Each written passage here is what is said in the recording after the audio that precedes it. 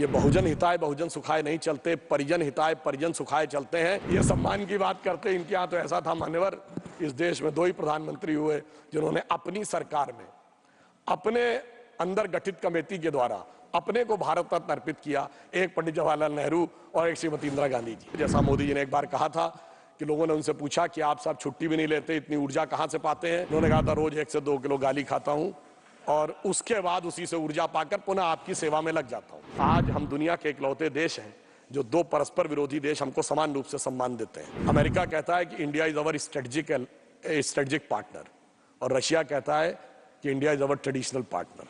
यह स्थिति जो मोदी जी के नेतृत्व में आई है, मैं कहना चाहता हूं आप लोगों से, मोदी जी की तरफ से, कि पत्थर पिघलाने का हुनर मुझे आता है, पत्थर को यूं पिघलाने का हुनर मुझे आता है, मैं वो कतरा हूं कि समंदर मेरे घर आता है। ये बहुजन हिताय बहुजन सुखाय नहीं चलते, परिजन हिताय परिजन सुखाय चलते हैं। मगर इनकी सोच और हमारी सोच में अंतर यह है कि मोदी जी कहते हैं यदि आप बहुजन की बात करेंगे तो भी कुछ जन तो छूट जाएंगे। तो मोदी जी उस विचार से प्रेरित हैं जो कहती है सर्वे भवन्ति सुखिनः सर्वे सन्तु निरामया सर्वे भद्राणि पश्यन्तु मा कश्चित् दुःखभाग् भवेत्। सबको मिलेगा, जो सरकार की नीतियां होंगी, सरकार के लाभ होंगे, वो सबको मिलेंगे। इसमें किसी भी प्रकार का जो भेदभाव हमारी तरफ से नहीं किया जाता है। और मैं ये भी कहना चाहता हूं, एक और आरोप लगाया गया था कि विपक्ष के नेताओं का सम्मान नहीं होता। माननीय खड़गे जी ने एक उदाहरण दिया था, वो उदाहरण अटल जी के प्रधानमंत्री का नहीं था। वो जब वो विदेश मंत्री बने थे तो विदेश मंत्रालय में जवाहरलाल नेहरू जी की फोटो लगी थी, वो हटा दी गई। तो उन्होंने कहा नहीं, जो देश के प्रथम प्रधानमंत्री थे वो जहां जैसे है वैसे ही रहना चाहिए। ये हमारा संस्कार है और मोदी जी ने उसको कितना आगे बढ़ाया। सरदार पटेल की मूर्ति दुनिया की सबसे ऊंची मूर्ति बना दी। हमने इस बात की चिंता नहीं की कि उनके कालखंड में संघ पर प्रतिबंध लगा था, मगर अफसोस की बात यह है कोई भी आज तक गया नहीं है। अब ये बताइए, भारत रत्न मदन मोहन मालवीय जी तो कांग्रेस के अध्यक्ष थे, उन्हें भारत रत्न मिला। प्रणब मुखर्जी जी कांग्रेस के नेता थे, उन्हें भी भारत रत्न मिला। क्या पद्म अवार्ड तरुण गोगोई जी को नहीं मिला? क्या एससी जमीर जी को नहीं मिला? और अभी आदरणीय कर्पूरी ठाकुर जी को मिला। यह ईमानदारी है हमारी सरकार की। समाज के जिस जिस व्यक्ति ने, जिस जिस महापुरुष ने जो जो योगदान दिया, हमने ईमानदारी से किया है। और इनके यहाँ ये सम्मान की बात करते, इनके यहाँ तो ऐसा था मान्यवर, इस देश में 2 ही प्रधानमंत्री हुए जिन्होंने अपनी सरकार में अपने अंदर गठित कमेटी के द्वारा अपने को भारत रत्न अर्पित किया। एक पंडित जवाहरलाल नेहरू और एक श्रीमती इंदिरा गांधी जी। इन्होंने अपने नेताओं को नहीं दिया, हमने सबको दिया। ये मोदी जी की विराट सोच और इन चीजों के बारे में हमारा जो नजरिया है वो उसको दर्शाता है। और मैं ये भी कहना चाहता हूं कि ये उदारता मोदी जी कब दिखाते हैं, जब उनके लिए क्या क्या शब्द नहीं बोला जाता है। मतलब मृत्यु का प्रकार से लेके अनेक प्रकार की बातें, कब्र खुदेगी वगैरह वगैरह, जाने क्या क्या चीजें हैं। मगर उससे अविचलित रहते हुए, जैसा मोदी जी ने एक बार कहा था कि लोगों ने उनसे पूछा कि आप साहब छुट्टी भी नहीं लेते, इतनी ऊर्जा कहां से पाते हैं? तो उन्होंने कहा था रोज 1 से 2 किलो गाली खाता हूं और उसके बाद उसी से ऊर्जा पाकर पुनः आपकी सेवा में लग जाता हूं। आप सोचिए, आज डिजिटल डाटा का जमाना है। जितने अपशब्दों का प्रयोग माननीय मोदी जी के लिए किया गया होगा, इतना कभी किसी के लिए नहीं किया होगा। इसके बावजूद विपक्ष के जितने नेताओं को सम्मान दिया गया है, इतना भारत के इतिहास में कभी किसी को नहीं दिया गया होगा। इसलिए वो ऊर्जा पाते हैं जो समाज को बदलाव करने में एक महती भूमिका निभाती है। और उस नई सोच के साथ हम आगे बढ़ते हैं। अब यहां अंत में मैं एक विषय ये कहना चाहूंगा कि वो नई सोच क्या थी, एक उदाहरण देना चाहता हूं। जब हमारी सरकार आई, इस देश में 2 हिस्सों में बहुत बड़ी समस्या थी।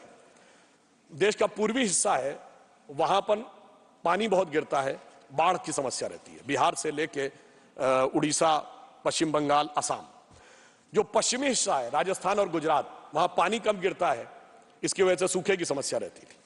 अब मोदी जी ने आने के बाद जो एक नई सोच के साथ सोचा, तो जहां पर पानी कम है तो वहां सौर ऊर्जा की अधिकता है, तो सोलर एनर्जी के अंदर उसके पे एक नया स्वरूप शुरू किया गया। और जहां पर पानी की अधिकता है वहां नदियों के पाट को ड्रेजिंग करके और गहरा किया गया और इनलैंड वाटरवेज की शुरुआत की गई।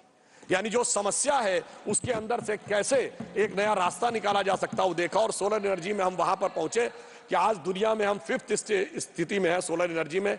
हमने 25 गुना अधिक छलांग मारी है और क्लीन एनर्जी के इंस्टॉलेशन का हमारा टारगेट था कि 2030 तक हम 40% इंस्टॉल कैपेसिटी कर लेंगे, जो हमने 2022 में अचीव कर ली है। तो हम चौथे नंबर के देश हैं दुनिया में जो इंस्टॉल्ड कैपेसिटी में क्लीन एनर्जी के फील्ड में खड़ा हुआ है। हम चौथे बड़े स्टॉक एक्सचेंज भी हैं, हम तीसरे बड़े ऑटोमोबाइल मैन्युफैक्चरर बने हैं, हम दूसरे बड़े मोबाइल हैंडसेट के मैन्युफैक्चरर बने हैं, और डिजिटल ट्रांजैक्शन में हम दुनिया में नंबर 1 है, इंफ्रास्ट्रक्चर में हम दुनिया में नंबर 1 है। और सभापति महोदय, डिजिटल ट्रांजैक्शन में 2022 में भारत में 46%, दुनिया का 46% डिजिटल ट्रांजैक्शन भारत में हुआ, जो इसके बाद के चारों देशों से मिलाकर उससे ज्यादा था। अर्थात एक नई सोच, सोलर एनर्जी, इनलाइन वाटरवेज और डिजिटल ट्रांसफॉर्मेशन भारत को एक नई दिशा में ले जाने में सफल रहा। तो मैं ये कहना चाहूंगा कि इस नई सोच के साथ इस अमृतकाल में हमें आगे बढ़ना चाहिए और ईमानदारी से एक यथार्थ और स्वीकार करना चाहिए। महोदय, हमारे देश में क्या कोई ऐसी घटना हुई? अमेरिका में सिलिकॉन वैली बैंक और न्यूयॉर्क सिग्नेचर बैंक डूब गया, हमारे यहां कोई बैंक डूबा क्या? चाइना की सबसे बड़ी रियल एस्टेट की कंपनी एवरग्रांड डूब गई, हमारे यहां कोई डूबा क्या? चाइना के सबसे बड़े उद्योगपति जैक मा मतलब अघोषित रूप से गायब हो गए। वहां के सबसे बड़े जो बैंकर हैं बान फाओ, वो भी 1 साल से गायब है। इसके बावजूद, और अगल बगल क्या हो रहा है वो तो छोड़ दीजिए, जो पाकिस्तान और श्रीलंका में हो रहा है, इसके बावजूद इन परिस्थितियों में से जिस ढंग से मोदी जी ने इसको निकाला है, तो मैं कहना चाहूंगा कि आपको उनका साथ देना चाहिए और उनका सहयोग करना चाहिए।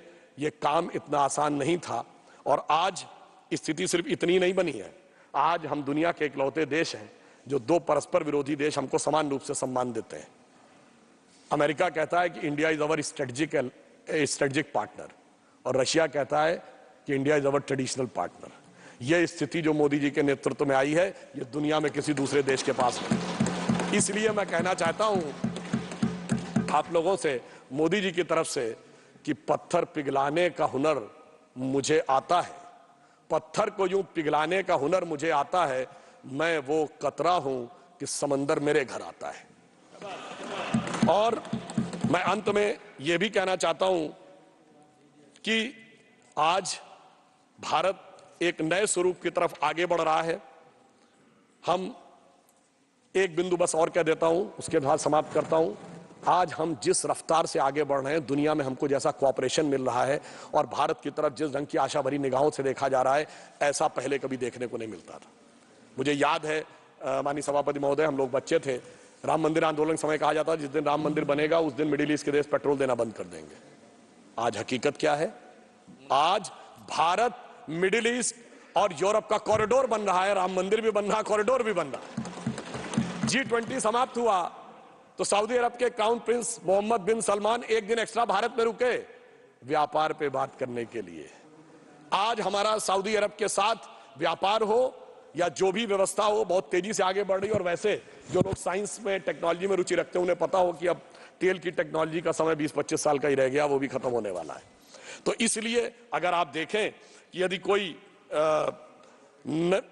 दृढ़ता के साथ काम करे तो क्या कुछ किया जा सकता है, जो हमारी सरकार ने किया है विश्व में इस विपरीत परिस्थितियों में, उसको मैं कह सकता हूं कि यह इतना आसान काम नहीं था। यह वैसा था जैसे टूटे हुए तार से कोई संगीत बजाना हो या पत्थर पे कोई पौधा उगाना हो, मगर वो भी करके दिखाया है मोदी जी के नेतृत्व में हम लोगों ने। और अब इस अमृत काल के उषा काल में एक नई स्वर्ण रेख भारत के लिए दिख रही है। तो मैं अटल जी की इस पंक्ति के साथ समाप्त करता हूं, जो मोदी जी के एफर्ट्स के लिए एकदम सही उतरती है कि टूटे हुए तारों से फूटे बासंती स्वर, टूटे हुए तारों से फूटे बासंती स्वर, पत्थर की छाती में उग आया नव अंकुर, झरे सब पीले पात, कोयल की कुहुक रात, प्राची में अरुणिमा की रेख देख पाता हूं। यानी अरुणिमा की रेख मतलब एक golden lining in the sky.